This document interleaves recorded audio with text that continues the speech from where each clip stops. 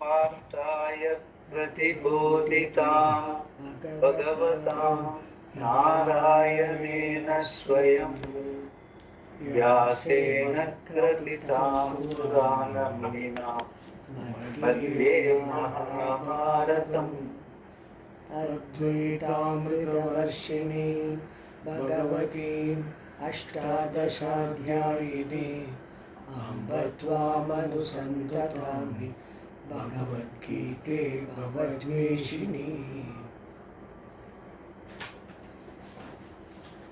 Swamiji, just to show one thing. No, go ahead, Swamiji. Sorry, go ahead. Now we are in the last phase of Kshetrajna being described. He has completed Kshetrajna definition. Now he is describing the Kshetra in detail. Right? Most of it, anything, whatever we deal with in life, is generally Kshetra, and that is what we think is our life. Kshetra is our life. So, in detail, he has discussed this. Now he is completing it. Yeah. Ahankara Hiranya Garbha, that is what we have to start. Yeah, you can start. Ahankara here does not refer to the individual ego, the sense of doership, but to the Samasti Ahankara, Hiranya Garbha. Because the creation is going to come now, Ishvara, Hiranyagarbha, Brahmaji himself is called Ahankara here. This Ahankara is said to be the cause for the 5 Mahabhutas and is of the nature, the I sense, Aham Pratyaya Lakshana, at the cosmic level. Okay. Yeah. The Samasti Buddhi. Like even individual Ahankara, we have got the Pancha Pramana. See, in our individual Ahankara, along with the mind, the Pancha Pramana, with that we deal with the world. As far as the Samashti is concerned, with the Hiranya Garbha, then the Pancha Bhuta, and then the world. So it's all Veshti and Samashti all fully aligned. Now he is talking about the Samashti because Samashti includes Veshti. So once you explain Hiranya Garbha, Pancha Mahabhutas, etc., in that you are also part of it. So you don't have to explain it separately. Yeah. The Samashti Buddhi Mahat Tattva. The cause for this Ahankara is the Buddhi Mahat Tattva. Here again the word Buddhi does not refer to the individual Buddhi but to the Samashti Buddhi, also called Mahat Tattva. The Srishti is always said to occur in the following manner in the Shruti. It is said first, there was a Sankalpa on the part of Ishvara, so Kamayata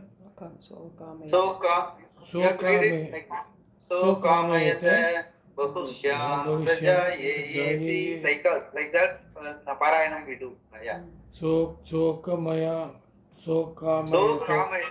actually means Saha. This so Kamayata meaning Saha Akamayata. Saha meaning the Purusha, the Hiranyagarbha. Akamayata means he desired, like that. Like when we get up in the morning, what we do? Let me get up. Right? I am. From the Vyakta, just sleep, just getting up, I am. Let me do. Like that. Same way Bhagavan also does. Yeah. Kamayata Bahushyam Bahushyam Prajayeya, he desired, let me become many. Many, let me be many. And Prajayeya means let me be many in terms of all Jantus. Yeah. Then he brought to his attention all the knowledge that is required for this creation. So tapo tapayata. So tapo tapyata. Sa tapo tapyata. Tapaha, he undertook. Tapayata means he undertook work. Tapaha is the noun. Tapaha tapayata, meaning he undertook he did the sankalpa, let me create. But after desiring, he planned. Yeah. Then after bringing the knowledge to his attention, created all this. Satapastaptva idam sarvam asrajata. Asrujata. Asrujata. See, Taittiriya first Upanishad he does 261. first tapaha sankalpam, tapeta planning, then having done that, satapas tapva, the present participle. Having done the sankalpa, idam sarvam asrujata. Now having done the sankalpa and the planning, idam sarvam asrujata. Asrujata meaning putting together. Like srijanam is like stitching, as I told you before also, stitching. So he puts together all the faculties, all the objects and activities together. Idam sarvam asrujata. That's what is told in the Taittiriya Upanishad. They have quoted. Yeah. This same Sankalpa of Ishvara is said as Tadaikshata in the Chandogya Upanishad. Tat aikshata meaning seeing. The sense idea is generally tat meaning it can be a what you call neuter gender. That means it is a sort of jadam. No, it's not jadam. Aikshata meaning it is all the chaitana swabhava. So it is with the full alertness, chaitanyam, all the buddhi. Aikshata later when they are talking about, he says it is no sadeva. Sadeva meaning as I have been always telling you, right now, this moment, the previous moment, is the cause. This moment is the effect. The previous moment of our life is the cause, unmanifest. Unmanifest means it has not yet come alive. This moment it has come alive. Next moment, this moment will become the cause for the next moment. So in our life also we know, right now, the previous sentence I have completed, that sentence becomes the prelude for the next sentence. So this is how creation is. It is not something like the past, present and future is our own namavali. If we only give the name and there is nothing, the Bhagavan or the Srishti is not time and space is not there. It's not yet come into being. Srishti means what? Before Srishti, time and space was not there. Time and space is part of the Srishti later. So at the time of Srishti, if this moment I am the awareful being, all of you are the awareful being. In our being, there is no time and space. Next moment, there again I am the awareful being, there is no time and space. Next moment, I am the awareful being, there is no time and space. So there is no real Srishti as such. This is because since we have a memory, and that memory is useful for transaction, for study and all that, that memory is meant for usefulness for particular purpose, study, and you, as I have always been telling, not to eat your lunch twice, to go to your airport in time, for all chronologically. It is not meant for saying the previous moment the world existed like that, the next moment the world is going to be like this moment, so there is a continuity, so there is a world, there is a Jagat. It is not meant for that. Since we think that way, the Srishti Prakriya has been given by the Shastrakara. Chalo, since you are thinking that there seems to be a continuous Srishti, let me tell you, there was a Hiranyagarbha, there was a Mahatattva, so Kamayata, like that. Like you are also getting up, I am, then you start brushing, having coffee, you said I want to sleep at 11 o'clock, what about 5 o'clock, then throughout the day I am going to do all these things. So you build a world around you. That is your Srishti. In order to make you live a sane life within the Srishti, which you think that it is definitely existing, Shastrakara is imagining a Srishti. That is why it's called Srishti Prakriya. In terms of reality, there is no Srishti. Since you perceive a Srishti, you have to be kept sane till the time you understand that there is no Srishti. For which the Shastra has given an imaginary, so Kamayata, Tattaikshata, Panchabhuta. Since you say Panchapramana is there, okay, you have Panchabhuta. All that is Srishti Prakriya, Panchikritam, Tattvabodha and all that is purely a model.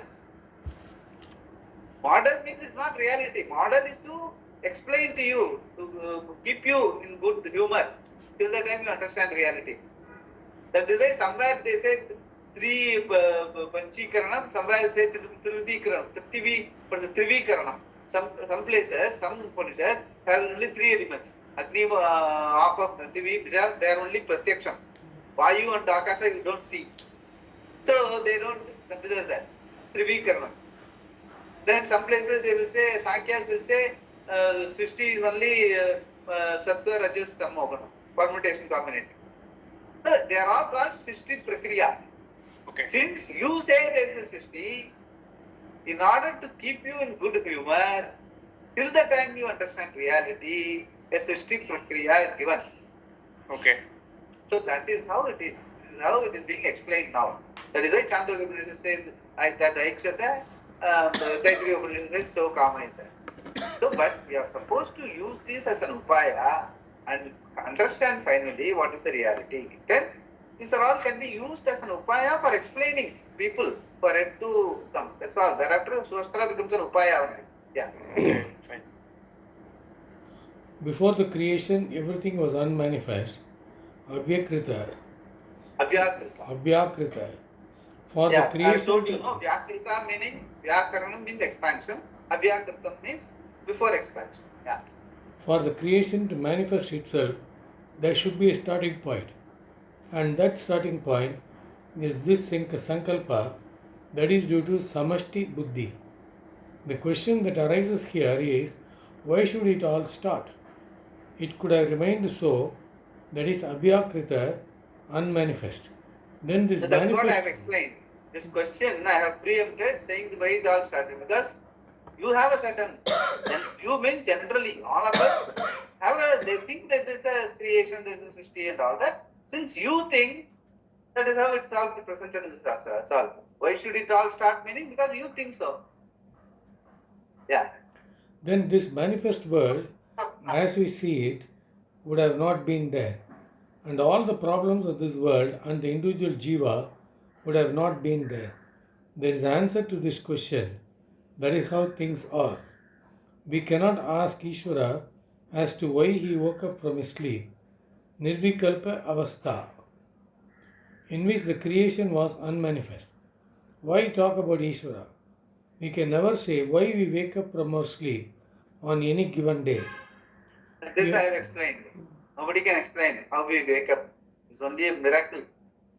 Someday you don't wake up, you don't have to be surprised. That we wake up. Thank you, Swamiji.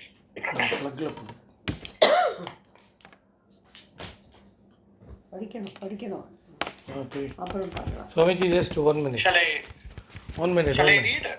No, Shall I read? I have to connect the charger, so I'm connecting it. Okay. Now I am ready. Okay. Then this manifest world, as we see it, would have not been there. And all the problems of this world and the individual jiva would have not been there. There is an answer to this question. That's how things are. We cannot ask Ishvara as to why he woke up from his sleep, nirvikalpa avastha, in which the creation was unmanifest. Why talk about Ishvara? We can never say why we wake up from our sleep on any given day. We have no freedom to decide whether we should wake up. We wake up from sleep driven by the karma balas that are to be enjoyed by us on that day. Similarly, samasti karma pala of all the jivas that are waiting for fulfillment makes Ishvara wake up from his sleep and make this sankalpa. How does this thought arise? It may be because Ishvara, being Sarvajna, may decide that the time has come for the creation to manifest, or the thought may just arise. The thought that arises is Ata Bahu Shyam. Bahushyam. Ata Bahu Shyam. Now let me become many. Once this thought arises, there is the need for knowledge for the creation to manifest. And the knowledge requires an upadhi, and that upadhi of Ishvara, which has the knowledge, is the samasti buddhi, the mahat tattva. Only with this upadhi does Param Brahma become Ishvara, Hiranyagarbha, who is ready for the creation, who is called Ahankara here. The entire jnana of how the previous creation was is present in this samasti buddhi. Samasti buddhi. Samashti buddhi. Samashti ST buddhi. should be harder chal. Samashti buddhi. Yeah. Samashti buddhi.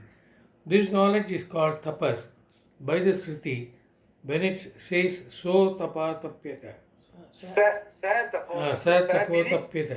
Pullinga. Pullinga meaning human, masculine gender. Yeah. Sa tapo tapyata. Yeah. The word tapaskya does not mean physical austerities. It is jnanamayam tapaha. It is just seeing the knowledge that is required, bringing it to attention, so that this creation is exactly the same as what was before. Then the Shruti continues and says, So tapa, sa tapas tattva, and goes on to give Srishti Krama. This does not mean that Ishvara kept doing one thing after another like how we do. It is just to point out the order of creation, the cosmic order. Thus, the upadhi that is required to bring in the knowledge that is not necessary for the creation, the samashti buddhi, the mahat tattva, is called the buddhi here. Avyakta, the karana of mahat tattva. The cause of even this mahat is avyakta, mahataha api karanam. Mahataha api karanam. Api karanam. Avyakta meaning unmanifest. Vyakta is manifest. But now Mahat means Mahat has become, it has come to fruition. Mahat has come. Now from that creation is going to start. Before that, it's called Avyakta, unmanifest. Yeah. Avyakta is said to be the Mahataha api karanam. Mahataha api karanam. Mahat itself is a karanam. Mahataha api karanam means Avyakta. That's what. Even for that, there is a karanam, that is Avyakta. Yeah. Avyakta is said to be the cause of everything, sarvasya karanam. It is said to be so only because before creation everything is in an unmanifest form, avyakta form. The creation is nothing but avyakta becoming vyakta. Therefore, avyakta is said to be the cause of everything. This avyakta or avyakrita is Ishvara's upadhi, Ishvara's Shakti. It is called Maya. Shankara quotes here from the 7th chapter where Bhagavan says, Mama Maya Duratyaya. My Maya is difficult to cross. Yeah, we have seen this. Mahamaya Duratyaya. Duratyaya means Dur means difficult.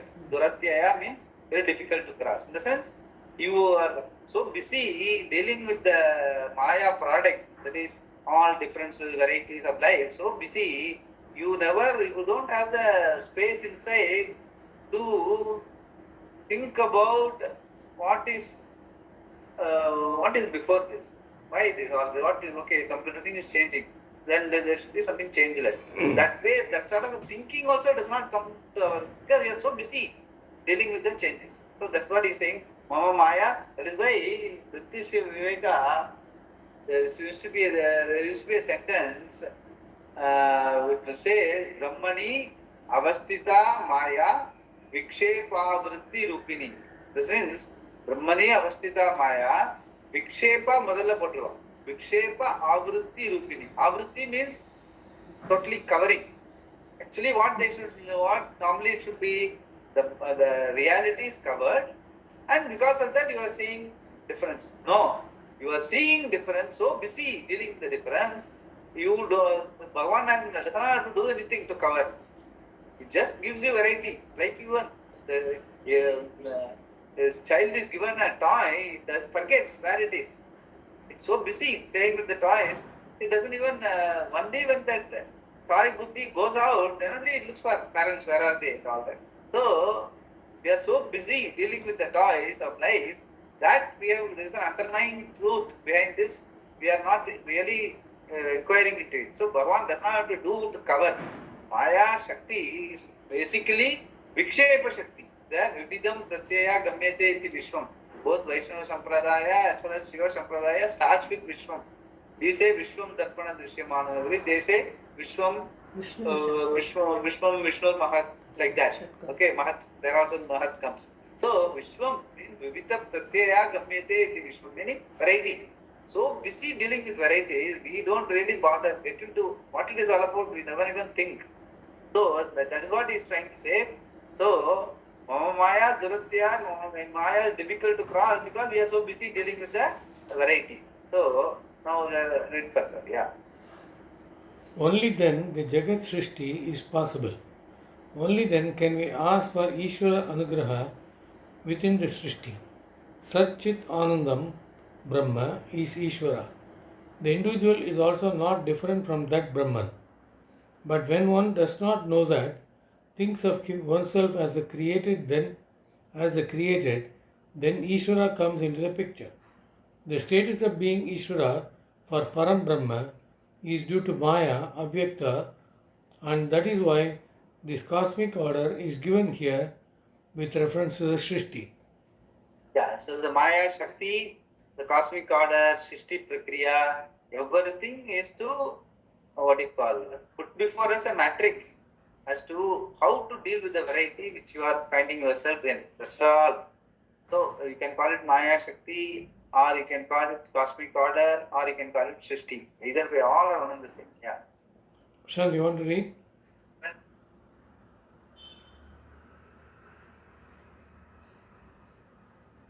Srishti Krama. Yeah. Srishti Krama. One second. Can you read one paragraph, Papa, so that I will continue The from there? Srishti Krama is what you have to read. He's asking you to read. You continue.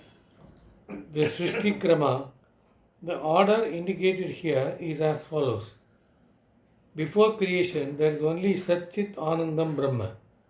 Everything else is Abhyakrita, and the Icha or the Sankalpa for creation is born.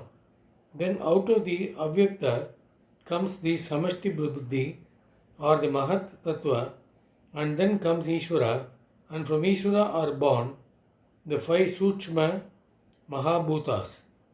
Yeah, I will read from here.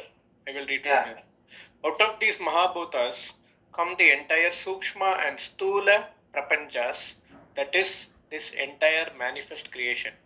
From Avyakta, that is the cause of everything at one level, up to the Mahabhutas is called the Prakriti, which was mentioned as the Ashtada Vinna Apara Prakriti by Bhagavan in chapter 7. Yeah, there we know all the five elements plus Chandra Surya, 6, 7, and then the Jiva is the eighth. So even Dakshinamurti is like that only. Panchabhuta, Chandra Surya, and Jiva makes the eighth. Yeah. Footnote Gita 7.4. This is described here in the first line of verse 5. The second line and the next verse talk about the Vikriti or Vikara, or the further modifications that form the entire creation. And the Lord says that this Prakriti, along with the Vikriti, Savikara, is called the Kshetra in short. Etat Kshetram Samasena Savikaram Udahritam. Starting You want from... to read that? You want to look at that particular verse? 1 minute, huh? No. Yeah. 6. What you just started, le? Yeah, 7.4. Sukham Dukam. Sangatas There it says, no? Bhumir Apaha Analaha, that is Agni, Vayu, space, Mano, Buddhi, Evacha. So, these are all the 5 plus 2, 7. Then Ahankara 8. Iti Iyam Me Vinna Prakriti Ashtada. So, what he means is that Apara Prakriti consists of Akasha, Vayu, Agni, Apa, Prithivi, Tanmatrani, 5 subtle elements, and Jiva, the unmanifest, Upadana also included, and the manifest elements, Manaha, Buddhi, Ahankara. That is basically mind only. So, then what else? Then the Para It's 24. This is what the Apara Prakriti. And Para Prakriti, what was now we have discussed, Mahat Tattva and all that. So that is what he is referring to. Yeah. Yeah, you were telling something. What is it? No. I was thinking that 24 elements that Shanti No. Here he is talking about it's 8. different. Yeah. Yes. Can be 24 also can be said, but it's all the context. Yeah. This context, he says, is quoting the 7.4. It is only these 5 plus 2, Mana, Buddhi, Ahankara, the 2 you said, and plus Jiva. Yes. So 8. That's all. Yeah. Starting from the Avyakta up to the manifest creation is the Kshetra. The Kshetrajna is the cause for even the Avyakta and is the Para Prakriti. Para Prakriti. That is the Footnote Gita Para Prakriti 7.5. meaning basically the Chaitanya Swarupam. Our Swarupam is Para, everything else is Apara. So Apara is Kshetra, Para Prakriti is Kshetrajna. Yeah. That Bhagavan mentioned in the 7th chapter, and that is going to be told very beautifully later in this chapter by Bhagavan. The Avyakta undergoes a modification, Parinama, to become the Mahabhutas, which in turn become the cause of the Sukshma Prapancha and Stula Prapancha. Once the Antakarana is there, we either have the 5 sense organs, the 5 organs of action, and 1 mind, Indriyani Dasha Ekam Cha. The words Ekam Cha Dasha Ekam Cha is 11. 11. 5 plus 5 plus 10 plus mind. Antakarana 1. 11. Indriyani Dasha Ekam Cha means 10 plus 1, 11. Yeah. The words Ekam Cha refer to the mind. Without the mind, these Indriyas cannot function, and therefore it also works as an instrument. It is another means for knowing which undergoes the change in keeping with the sense perception reported by the sense organ. And here, when we say the mind, the individual buddhi is also included. Then we have the objects of the 5 senses, Pancha Indriya Gocharas, that constitute the physical elements, Stula Bhutas. With this, everything is included: the sun, moon, star, galaxies, the earth, and anything perceived or inferred or believed to exist in the universe. Then he enumerates some of the modifications of the Antakarana so that we understand that they are also Kshetra, not the self as we commonly mistake them to be. The Kshetrajna is free from all these attributes. I think we are getting more into finding the difference between Kshetra, Kshetrajna as well. Yeah, it's almost getting over. See, anything you objectify, including your own emotions, your mind, your memory, everything is Kshetra. So you are left with nothing to say this is me. Because everything that is me is objectified and negated. Then you are driven to the corner where you have to understand only Atma is you. Everything else is Kshetra. That's what he is trying to say. Yeah. That is a method of teaching. That's all, basically. Yeah. The Antakarana vrittis are also part of Kshetra alone. Desire Icha is a vritti belonging to the Antakarana. Combining this with I, one thinks I am a desirer. And therefore, Bhagavan wants to point out that it is only the Kshetra. Dislike, Dvesha, also belongs to the Kshetra, though one's behavior is as though it belongs to the Kshetrajna.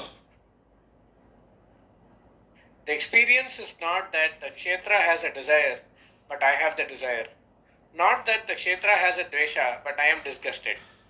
The word Chetana here means a given piece of knowledge, such as the cognition. This is a part. Dhriti is fortitude or courage. Along with this, we should understand fear, Bhaya, shyness, Hri, and all other emotions. Sangata is the assemblage of all the organs of action and the anatomical aspects of the sense organs together, the physical body. In these verses, the subtle body, Sukshma Sharira, physical body, Stula Sharira, and the Avyakta, the cause, Karana Sharira, as well as the world, Indriya Gochara, have all been included in the Kshetra. Even though it is stated very briefly, nothing has been omitted. All that remains is the one who knows the entire Kshetra and who is the basis, the reality of every aspect of the Kshetra. This Kshetra, with its modification Savikara, is stated briefly Udahritam. In these 2 verses, Lord Krishna describes the Kshetra in general, and after giving the qualifications for knowledge, which are also Jnana. Jnana is explained by the Nyaya. Jnayate anena iti jnanam. That is means of knowledge. They are the indirect means of knowledge. He talks about the Kshetrajna in response Arjuna's question. Why he is explaining here, generally Jnana is taken to be knowledge. But here it is only an upaya. Like by studying physics, you learn physics. So book of physics is called physics. Actually it is not physics. It's only a various rules and all the properties, etc. By studying that thoroughly, then you can understand physics. The same way, Jnana here is going through all the qualifications, getting yourself qualified, then you become ready for understanding. The truth is very simple, that we have all along, right from second chapter we have been talking about. That is the only understanding that is left. But if you are thorough with the jnana, that is the upaya, all the details of what is not the reality, then in the jippy you will get reality. So that is why it's called jnana. That which helps you to gain jnana is called jnana. When Arjuna told Krishna everything, he was talking all about Maya. And then Krishna gave him all the senses, everything. But Arjuna went back to Maya again. And then later that other Gita was brought in for him to understand this. I'm just saying it as... No, what I'm saying is, when Arjuna spoke to Krishna during Bhagavad Gita for a long time, whatever he spoke was all Maya. Whatever Krishna gave back to him was all this type of knowledge, not to say Maya. But Arjuna went back to Maya again and then came back to a stage finally that he felt Maya, he should not be in Maya, and he went to that normal stage. That's what I'm saying. It went Mahabharata perspective. Basically, see, the thing is that Maya, even though Maya is not the objective, but the fact is that you are distracted, you are confused. That is what is referred to. What is not there, you take it as there. It is there. So that is called Maya. Maya, the technical definition is what is not there is taken to be there. That is atasmin tatbuddhi, tasmin atatbuddhi. So it is technically it is not there. It is basically confusion.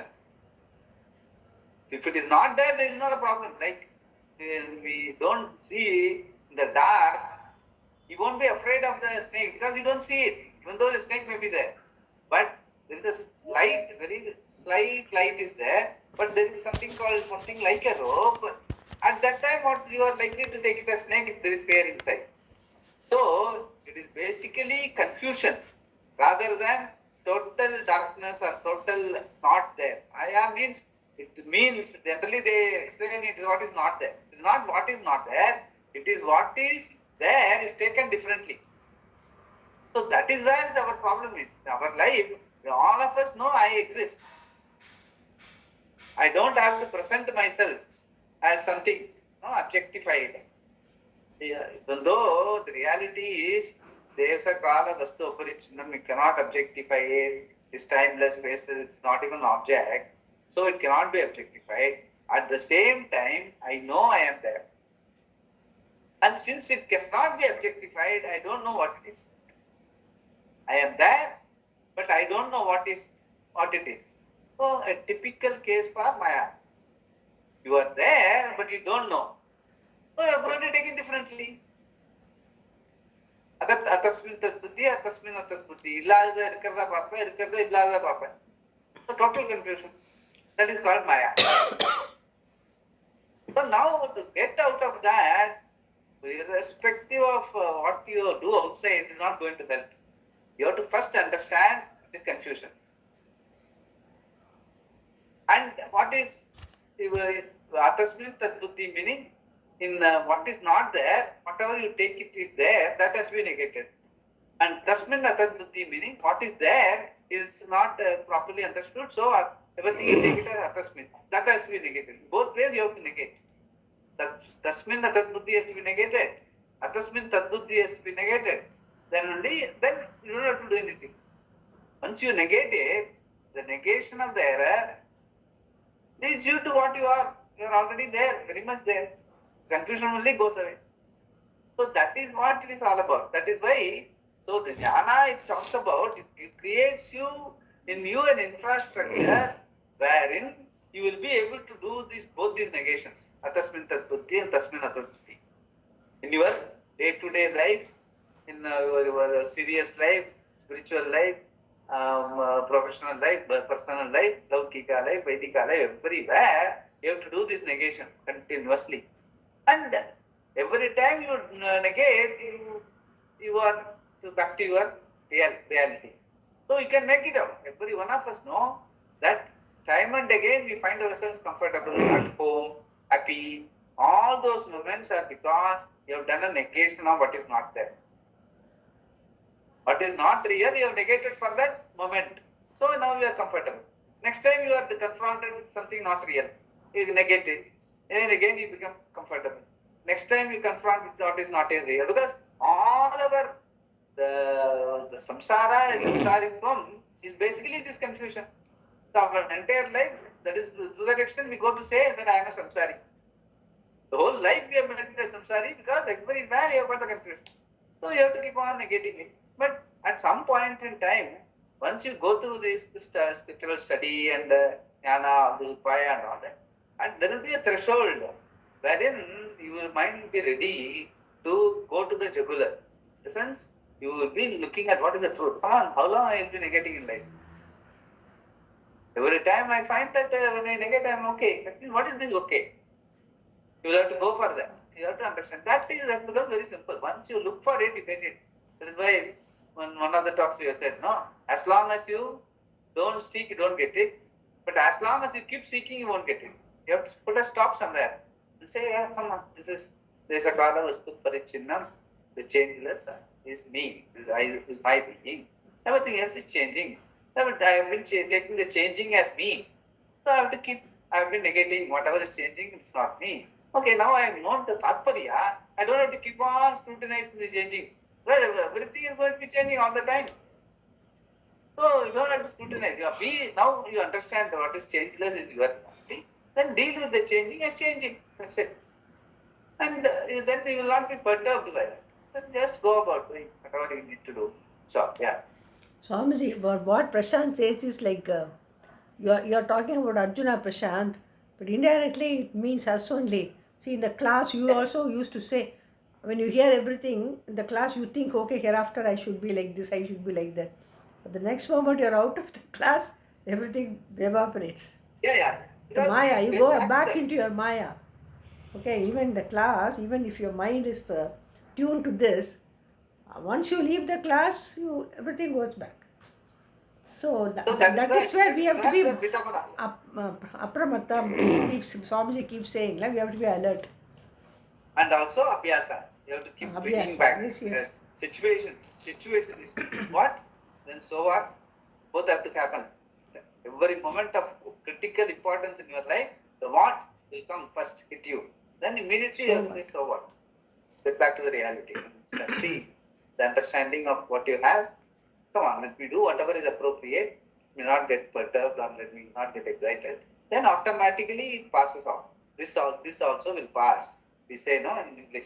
This also will pass. Every moment will pass because it's necessary to pass. Because it's all changing. Good has to change to bad has to change good. And at some point in time, you will not look at it as either good or bad. It's just a changing situation. You have to get to that first. It's a changing situation. Deal with it. Don't christen it as good or bad. Then it will start getting it. Don't name it. The nama, the opposite should not be. It should be slowly dropped. Like we said, no simple example of Sita and Krishna, heat and cold. Both have to be just looked at as just temperature, not as heat and cold.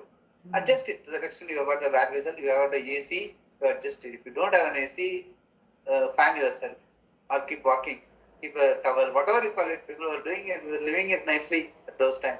They were not in this village itself. I've seen people just using the towel for fanning themselves.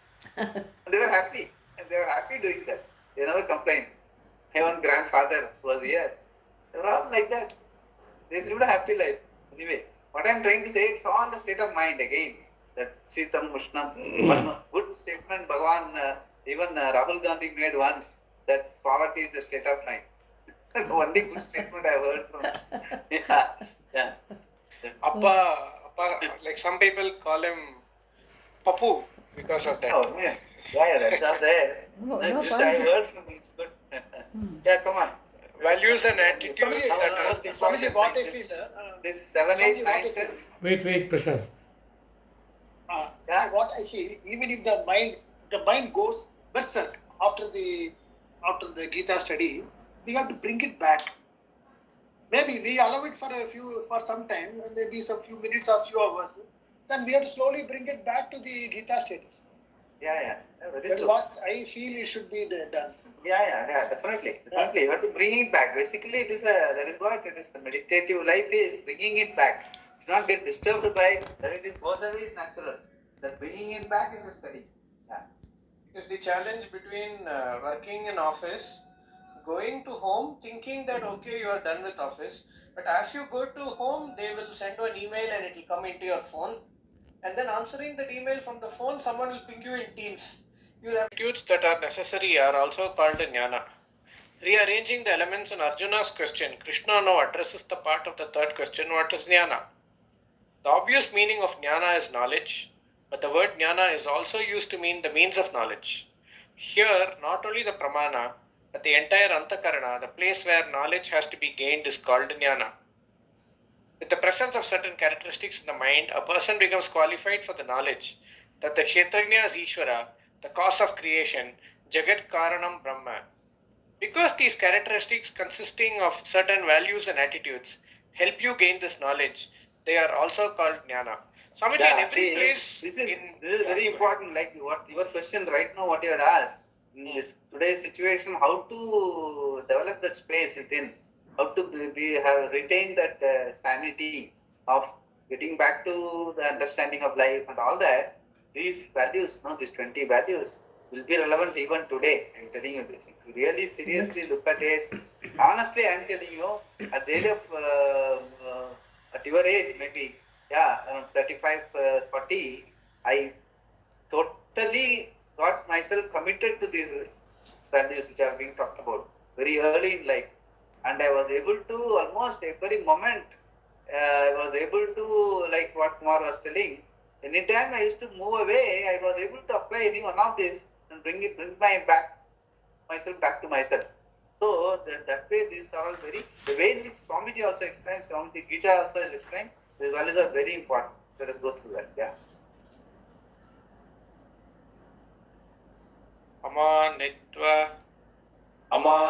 Nitvam adambitvam ahimsa shantirarjavam acharyopasanam chaucham stairyam atma vinigraha. Amanitvam, absence of conceit. Adambitvam, absence of pretension. Ahimsa, not hurting. Shanti, accommodation. Arjavam, straightforwardness. Acharyopasanam, service to the teacher. Chaucham, inner and outer. Shaucham, inner and outer purity. Stairyam, steadfastness. Atma vinigraha, mastery over the mind. Absence of conceit, absence of pretension, not hurting, accommodation. Straightforwardness, service to the teacher. Inner and outer purity. Steadfastness, mastery over the mind. Amanitva, absence of conceit. Amanitvam is the absence of manitva. The nature of mani is manitva. A mani is one who has mana. Manaha asya asti iti mani. Mana means self-praise. Atmana slaganam. Atmanaha slaganam. Slaganam na, and slakyam is a Tamil. Slakyam na, that's called Atmanaha slaganam. Yeah. The mani is one. The mani is one who makes his virtues known to other and demands to be respected for them. That he has qualifications is fine, but why should others acknowledge them? Only someone who has a value for a given set of qualifications will acknowledge them if he has no other problem. A pickpocket is not going to value your knowledge of Gita. Your skill and accomplishments are going to be valued only by those who have a value for them. There is no reason why others should acknowledge them. Many of our problems are due to others not acknowledging our virtues. Wanting recognition is very common and there is some legitimacy to it. If you have some qualification, it is good for it to be recognized. The problem comes in demanding that recognition. Since others also want recognition, if I insist on always being the recipient of recognition, I am not in a position to recognize others properly and there is constant tension in my relationships. Any respect must be naturally forthcoming. If I demand it, I have an emotional problem.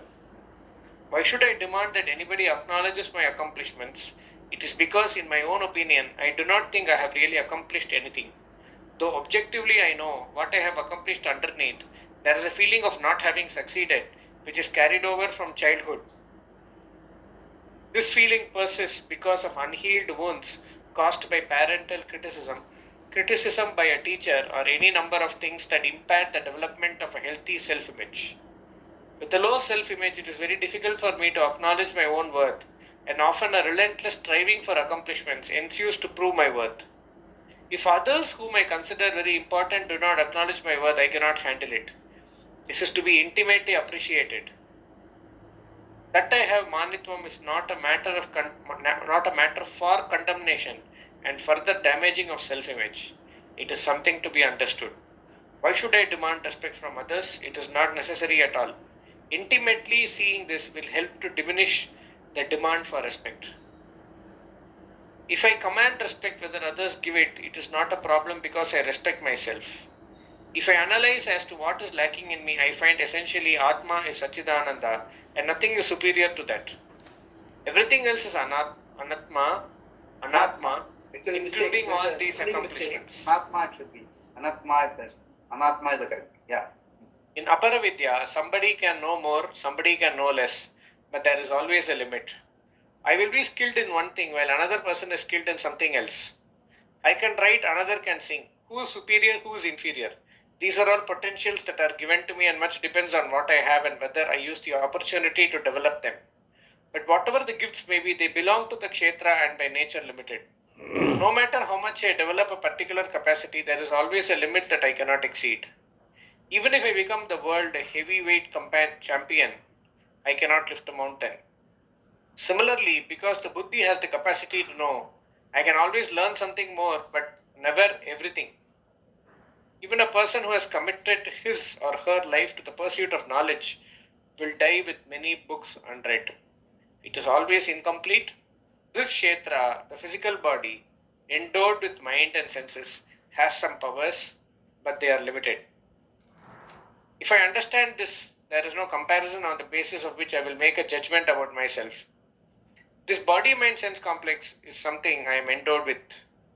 It has a limited potential to know, Jnana Shakti to desire, Ichcha Shakti and to do, Kriya Shakti, some of which I have tapped. No, you have to look at it like this. There's a limited potential to know, that is Jnana Shakti, to desire, that is Ichcha Shakti, and to do, Kriya Shakti. These are basically the three Shaktis. That is generally, even for Bhagavan, these are the things that are told. Jnana Shakti, Ichcha Shakti, Kriya Shakti. So three Shaktis that we are also endowed with. But up to a limit, yeah. Some of which I have tapped, and therefore I have accomplished a few things. Who is better or worse in all this? Different people tap different potentials, that is all. I can develop the physical body or even the mind to a certain degree, but all that really counts in life is how mature I am. That is what makes me a person to be reckoned with. A great scientist who is fretting and fuming because nobody acknowledges him or because he did not get the Nobel Prize is just a child. Children love to show off their accomplishments and others are watching. This is not to say that there is anything wrong with developing your potential. You have certain gifts and they are meant to be expressed as glories of Ishvara.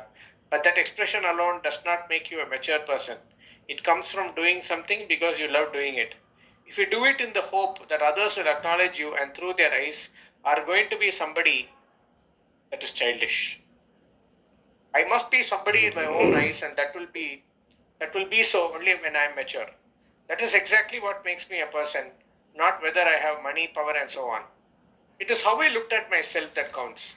I respect my body, I respect my mind, I respect my senses.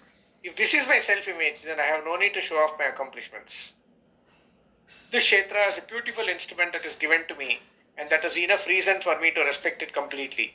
This is not simply self-respect in the psychological sense, but a gratitude for something beautiful that has been given to me. There is a prayerfulness about it. The body is a work of art.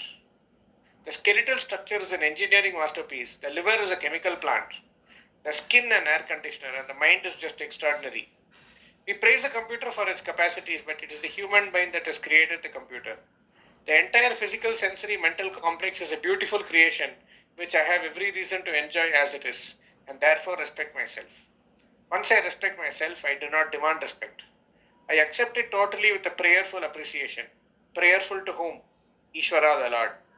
I know that all that is glorious in this creation is nothing but Ishvara's glory. Knowing this, there's a prayerful appreciation. If I get into the details, I find this body has a beauty of great complexity. From a simple undifferentiated form, this complex intelligent body arises. Everything is encoded in the original material that differentiates into a multiplicity of forms. The liver cells are different from the brain cells, and each of them is organized into separate organs. If some brain cells had gone to the liver or liver cells to the brain, there would have been serious problems. Then the brain requires a special protective covering, and for that we have a skull. When I see all this, it is meaningful poetry for me. With this simple appreciation of Ishvara's glory, I begin developing respect for myself and find that there is no necessity to condemn myself. This body is but an upadhi, and if you accept it as such, there is nothing wrong with it. If you do not accept it, nothing is enough because it is limited. But even the limitations are a part of this beauty, are a part of its beauty because it is within limits that can be handled. Suppose you want an ornament of precious stones. How big can those stones be and still be something beautiful that you can wear? You cannot wear a stone weighing half a kilo around your neck. What is beautiful is always something that you can gracefully handle. This physical body, small and limited as it is a beautiful piece. Beauty is never determined by magnitude. A mountain is a beautiful piece of creation, but so is a small diamond. The whole cosmos is infused with beauty once you see the meaningfulness and intelligence in it. Thus, the entire physical body, however limited, is a beautiful piece. If that is accepted, I am acceptable to myself. Sat Chit Ananda Atma is acceptable by its own nature, and the body is also acceptable because it is beautiful. If this is recognized, there is spontaneous amanitva, born of jnana. The kshetra has certain powers which I develop, but I do not require proving anything to anybody. Each one has his or her own kshetra through which he or she is able to express himself or herself. But the form of expression is different and perfect for everyone. What is really important is acceptance of that, for that is maturity, the thing that makes a person beautiful. With that acceptance, one will never demand respect. I want to repeat here that this is not to be made an ideal on the basis of which you can condemn yourself. This is not for judgment but for understanding. Just see what it takes to have amanitva and it will become part of you without judging, without words, without labeling. It is very easy to see the difference between people who idealize and judge and those who do not. A person may be highly dharmika but is very conscious that he is so and has all his ideals itemized. There are Indian ashrams where you will see slogans written on the wall such as silence is better than speaking, control of the mind is better than control of a kingdom, service before the self, followed by the one who serves more gains more. The second slogan contradicting the first. We are not interested in converting words into ideals here, but simply understanding them without labeling. Just try to understand what it takes to have amanitva. Very apt for today's organization, sir. Yeah, very nice to stop here. For us. So this is how, amanitvam. For us. One thing that is not, of course, he has told in severally how I started looking at all these values. Swamiji used to say, why it is called amanitvam? Instead of saying that, okay, describe manitvam and say you should not have it. That is one way of explaining. Whereas here the value Krishna talks about is amanitvam. Why? Because the tvam means what? We have talked about tvam padartha before. Tvam means what? You. So amanitvam, you are amani. That's what Bhagavan says. So, manitvam is what you have developed. Atasmin tat buddhi. Amanitvam is your reality. When you started life as a child, you were an amani. The child was never differentiating, never thought about good or bad and all. I am rich and poor and all that. Child was went into anyone's hands. Beautiful. It was always smiling. Why? Because amanitvam is our nature. Manitvam is what we develop by our own samskara, by our own family values, etc. All those which are called values, now you have to unlearn. So that is why amanitvam. Manitvam you have acquired, get back to your reality, which is amanitvam. That is what he says. Because there is something so very natural. natural. The way in which he has explained that you are born a human being, we always said, no, Nara Jantuna, Nara Janma Durlabham, Nara Eva Narayana. That you are a human being is the greatest respect you can give to yourself. Only that you have to remember that I am a human being. So it doesn't really cost us anything to remember that I am a human being. And then you must be able to bring in human being. Once you say all the glories he has talked about the human being, you must be able to bring it in and say how beautiful it is. Must be grateful every day morning. Must be, that's why we say every day morning must be grateful that you have got up to live this one more day beautiful as a human being. Then there is no possibility of manitvam, expecting respect from others and all that. So self-respect is our reality. Is our our property, basic property. We lose it and look for it outside. That doesn't work because it is not reality. That is how it is. Okay, let us see. We must get us thinking that we are able to see another sunrise. Yeah, exactly. That's all there in our thing. Everything around a human being is beautiful. Only human being can appreciate all these things. Om.